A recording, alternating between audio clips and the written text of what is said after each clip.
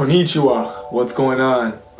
It's Ro West over here. Thank you guys so much for viewing another video. It's not a day in the life, but today I will be answering a lot of your questions that I received through DMs, YouTube videos in the comments section.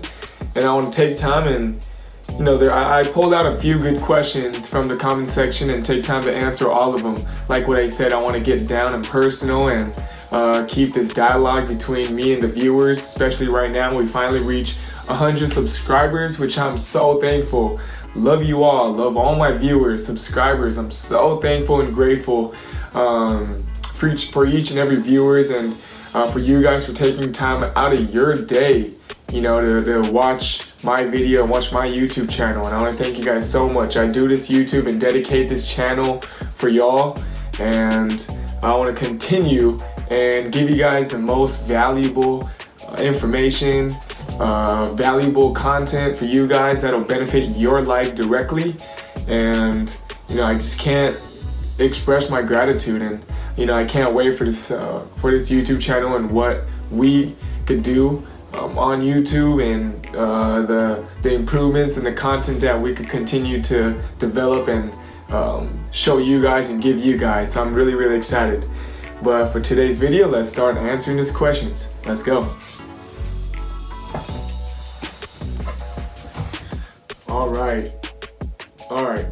For question number 1, how do you keep yourself motivated? Do you think being in love while following my dream of being a professional player distracts me? What advice would you give to a teenager who wants to get some money? I hope you can answer them. All right, for number 1, how to keep yourself motivated. The biggest thing I think with motivation is, I sent out a DM to a fellow viewer according to this question, and motivation, that has to come from within. Motivation, you can't allow things to inspire and motivate you on a day-to-day basis on what you see and what goes on around you, but it's always got to be within you. That desire, passion, persistence, these are all personal characteristics that you have to develop, and you could definitely improve upon. And every day you have a choice, you have a decision to whether to do something that you don't want to do, that'll help you tomorrow, the next day, near future, in the future. Like for an example, myself, I don't like waking up early, but before, in high school, college, I woke up early before school, before classes, to go get shots up, to go on a run, agility, to work on my game in the gym, sacrificing time with friends, family, just to spend time in the gym. And why I did that, was it because I was motivated? Yes, but also I was more, driven to succeed and driven to really fulfill my dream and my passion and becoming a basketball player professionally. And honestly, it all comes down to motivation is how much you want something, right? It sounds so cheesy, but at the same time, it really is. If you really want to go and get some, you don't have to rely on outside factors to give you motivation. Plan something within and be driven to consistently and persistently get at that. That's one. And do you think being in love while following my dream to being a professional player distracts me? Yes and no. I think it helps you. I'm engaged, and I have my wife is with me through this professional journey, and that she holds me down, honestly. And whether I have good games, bad games, she's always there for me. I'm always there for her. So honestly, what my coach says, it's not about love, but what he sees. My coach is a assistant coach for the national team for Spain. What he says is the elite players that he sees, they do everything at 100% at everything that they do. I'm talking on the court, outside the court, relationship, everything. So, it all comes down to you and what you prioritize and how you could balance things in your life. And what advice would you give to a teenager who wants to get some money? Part-time job. I had a part-time job when I was in college, and that didn't get away from my workouts. I worked out before work and after work, before school. But I think there's a lot of alternatives. Of course, right now with Rona, it's really difficult with finding part-time jobs or jobs in general. But there's always sources and resources outside where you could, what you could do to make money. And in this topic, if you guys want to hear, please let me know, because I would love to, dive deeper and give you guys some more advice and input in what you could do to make some money on your free time. All right, next question. There's the next person. Thank you so much for the first person that asked me these questions. Next one. Are you into sneakers and streetwear? And also, how do you recover? I know you use normatech, but those are very expensive. Sorry, let's get into, are you into sneakers? Yes. And streetwear? Yes, both. I am into both. I love sneakers. I love streetwear. I love fashion, art. I believe it's just another source where you can express yourself outwardly. And how do I recover? So let's say before, when I didn't have normatech, the best thing to do is ice and ice tubs and hot tubs. That too, hydrotherapy, major key. And also another thing that you need diligence in, this is stretch. Stretching is so important if you want to take care of yourself, if you want to improve your overall abilities and your physical attributes. Stretching is so important. Hop on YouTube. Maybe I'll do a stretching video in the routines that I do. But a full body stretch, if you don't have anybody to give you a massage, stretching is very important. And I'm sure people who are watching this may not have the full resources of a professional basketball player and what we have and what we can utilize to take care of our bodies. But if you, for those who don't, I say hot tub, ice tub, hot tub, the hydrotherapy. If you don't have neither, everyone has a tub in their house. So fill it up and get in that a few times a week. And right after that, I say you guys stretch, full body stretch, in the morning stretch, and also yoga. That helps so much physically. Next one. How was the process going from college to pro? Getting an agent, the moving process, dual citizenship, signing. I'll go with that one. So the process of going from college to professionally, getting an agent, of course, it's never easy, but there's so many agents out there, and just there, I see a lot of people from all levels who are content once they just sign an agent. Signing an agent doesn't mean anything, but I really encourage you guys to sign with an agent that you share a lot of values with, and agents who really care about you at a personal level, not just people who want to make that extra change from you, extra buck from you. But yes, an agent, I was very, very lucky to be received an offer from an agent, and that I was able to sit down and talk to. We had dinner, we had coffee, we had numerous meetings. We were able to get to know each other, and yes, I did sign with different agents in the course of my career, but the first one who I was with, got me to Japan and got me to a great organization, and gave me a lot of advice on what I need to know about this country and about this league. So an agent is a key in getting that step up into being a professional basketball player. The moving process, yes, it was, with me it's different because I am a naturalized player, so I'm here in Japan as a Japanese player. So when I do all the moving process, I get my own housing, apartments, condos, house, or whatever it is. I do it all not by myself, but I get a real estate agent, and they will help me, find the houses that I want, and they'll take me around.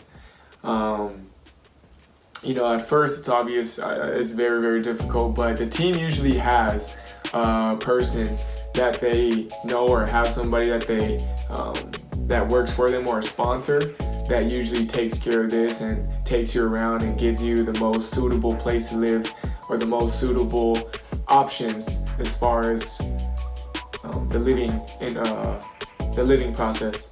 And also, of course, once you move in, you gotta furnish everything. So that was also another thing, and it's fun. It's a fun thing once you graduate college and you move out and you start living on your own. That's the process that you got to take, right? Just being able to furnish everything, and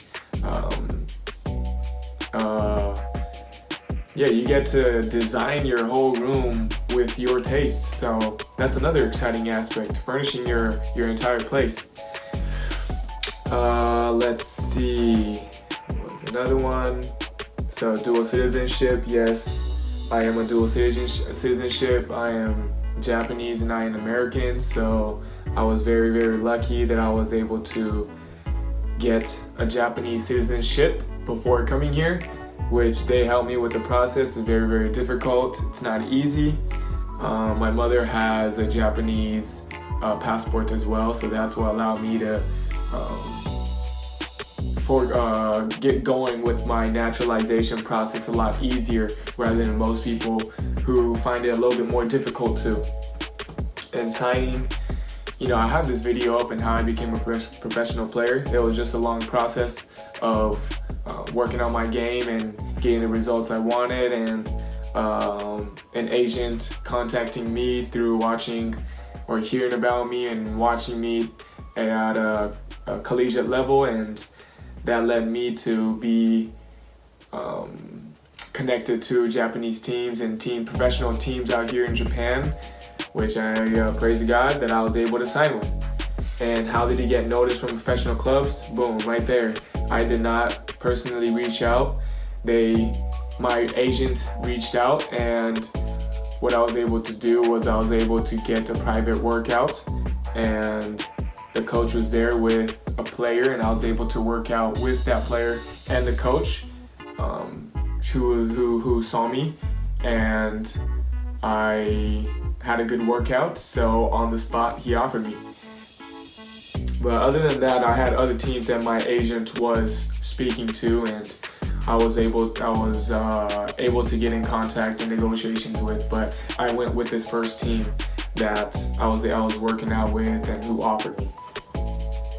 That is the answer right there. Next question. Can I get noticed even if I can't find any agent? And how the selecting process for pro b-ball is done in Japan? Are there teams, open tryouts or something? So that's I guess similar to the questions that I answered. Can I get noticed even if I didn't find an agent? It might be tough, honestly, being overseas without an agent, of course, and a lot of the import players have played in Elite D1 team, Division 1 levels, and all the NBA players who are here in Japan, and they are all under an agency, and the agency would contact teams or vice versa, and that's how most negotiations will proceed to a mutual agreement. And so that is the process for pro b-ball done in Japan. That's what it's like. And are there teams, open tryouts or something? There usually is, I think, but honestly, I'm never too sure about open tryouts for imports here in Japan. I know there are like tryouts in America. I'm not sure where, but I guess I've heard some tryouts that took place in America, and I don't know if that's an invitation only or if it's an open tryout. I'm not sure. I wish I could tell you guys, but maybe you guys could search this online. But yes, there is a tryout in Japan, and most of the players that are there are actually all of them are Japanese and are called up from colleges and other club teams. That's how it's done. And next, what was your workout routine in high school on your way to college and pro ball? Man, in high school, yeah, I woke up. I would be up at 5:30, go to the nearby park, and work on my game for about an hour and a half. Dribbling workouts, shooting workouts, combo, all of that good stuff. I do that for an hour and a half, and then I go to school. I was doing that every day. Monday to Friday. Friday I was doing that, and then there would be times obviously where I didn't play well, and in those cases I would go back to that park because in Japan I lacked resources for gym access, so I would be at the park outside, and after the game I would again go to the park, be shooting. And once, I remember this in the wintertime, it's cold in Japan too, it started raining, and I didn't care. I was just so focused of trying to get better after this terrible game that I had, and I was working on my game in the rain, and family of mine had come and picked me up and told me I had to get back home. But yeah, that should, I guess, tell you guys about my work ethic, right? And how crazy I was in trying to get better. So that was, I guess, the same way in college. And in college, I went to 2 years of high school in Japan. So when I came back from college and back home to the States, same thing. I woke up early. I went to the gym before school and after school. Also at night sometimes just to get some shots up. So I'd work out outside of my team practice 3 times. Outside probably like 2 times, but when I didn't have practice or games, I work out 3 times a day. So hard work was nothing new to me, to tell you the truth. I crave it. I don't need motivation to do it. That's just second nature to me. So both, yes, I'm talking as far as basketball, lifting, conditioning, recovery. Yes, and so I was more dedicated to weightlifting from my college days. Out of those 3 workouts, one would be strength and conditioning. So I'd be outside, of course, getting sprints in, agility, whatever it is. Also, and I'd get weights in as well. I had a weight program that I built back in the day, and also that my college strength and conditioning coach had designed me strictly for me. And recovery, same thing, man.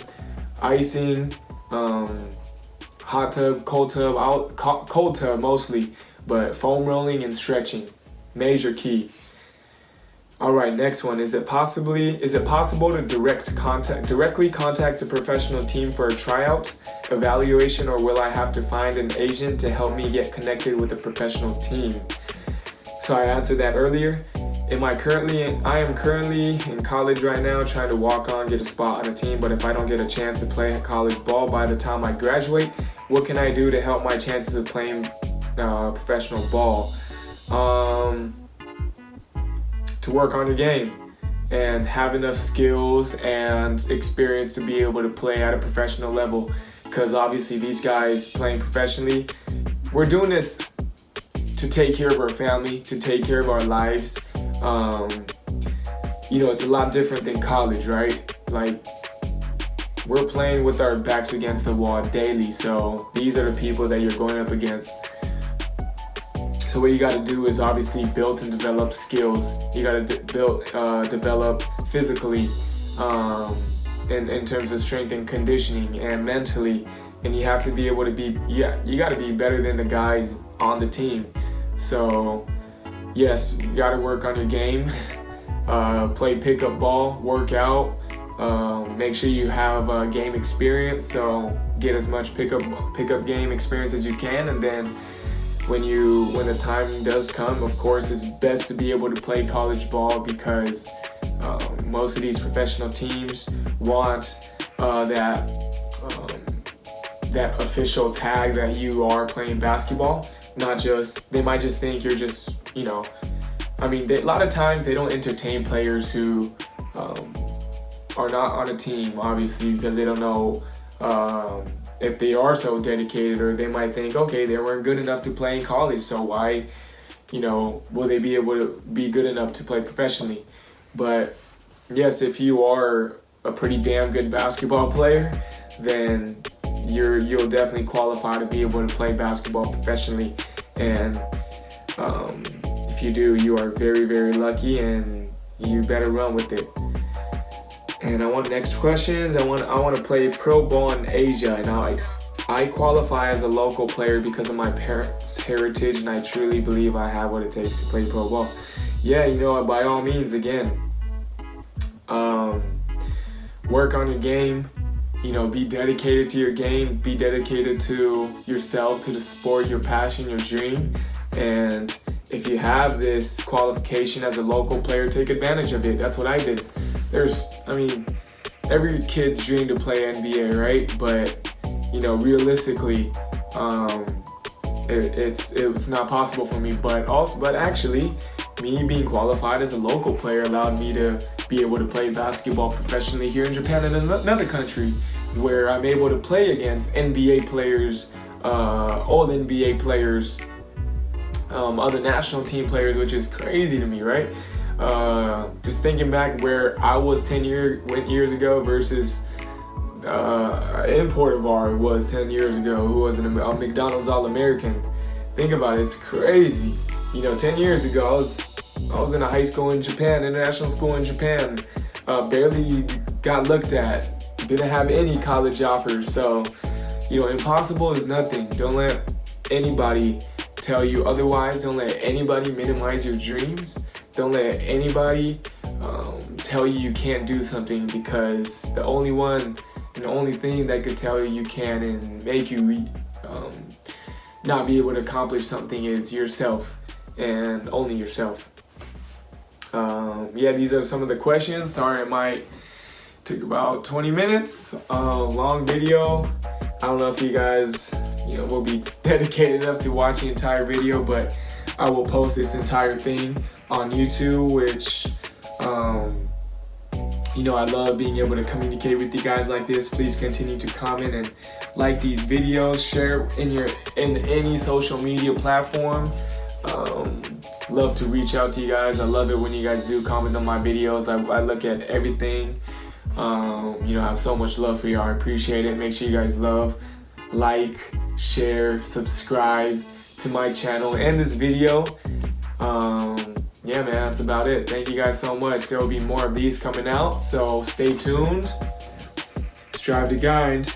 If you could see it, if you could feel it, if you could imagine it, you could hold it in your hands. All right, y'all. Aloha. Sayonara.